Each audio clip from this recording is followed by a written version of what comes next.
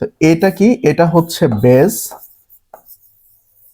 আর এই বেজের মাথায় যেটা থাকে এটাকে হচ্ছে অথবা ইন্ডেক্স বলতে পারো, অথবা এটাকে আমরা পাওয়ার বলতে পারি।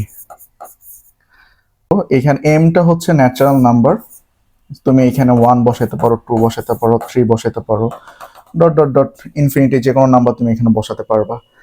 সো আমি একটা নর্মাল নাম্বার বসাই, ধরো এ টু দি পাওয়ার 2 আছে, এটাকে কিন্তু আমরা এ স্কোয়ারও বলতে পারি, এই 2টাকে আমরা স্কোয়ারও বলতে পারি। যেরকম এর উপর যদি 3 থাকে তাহলে এটাকে কিন্তু আমরা এ কিউব বলতে পারি। আচ্ছা, নর্মালি এটাকে একটু দেখো, এ স্কোয়ার মানে হচ্ছে এ মাল্টিপ্লাই বাই এ, আর এ কিউব মানে হচ্ছে A multiply 3 times A into A into A. তার মানে হচ্ছে বেজের উপর যে পাওয়ারটা থাকবে তুমি ততগুলো মাল্টিপ্লাই করবা। আচ্ছা, ধরো এ টু দি পাওয়ার 15 আছে, তার মানে হচ্ছে আমার এখানে এ 15 টাইমস মাল্টিপ্লাই হয়েছে। এখন এখানে একটা জিনিস খেয়াল করো,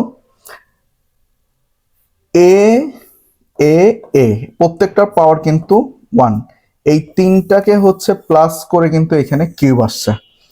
তাহলে এই জিনিসটা যদি আমরা ফর্মুলা দিয়ে শিখি, বেস যদি সেম হয় এবং এদের রিলেশন যদি মাল্টিপ্লিকেশন থাকে, তাহলে সেক্ষেত্রে এদের পাওয়ারকে আমরা যোগ করে দিতে পারি। সেক্ষেত্রে আমরা এখানে দুইটা বেস সেম, এখান থেকে আমরা একটা বেস নিব এবং এদের পাওয়ারটা প্লাস করে দিব।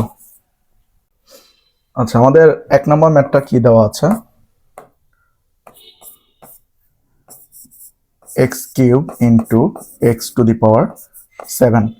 তো এইখানে যেহেতু এই দুইটার বেস সেম এবং এদের রিলেশন মাল্টিপ্লাই, তো সেক্ষেত্রে এদের পাওয়ার কি হবে, প্লাস হবে। সেক্ষেত্রে আমরা এখান থেকে বেস একটা নিব এবং এদের পাওয়ারটা কি করে দিব, অ্যাড করে দিব।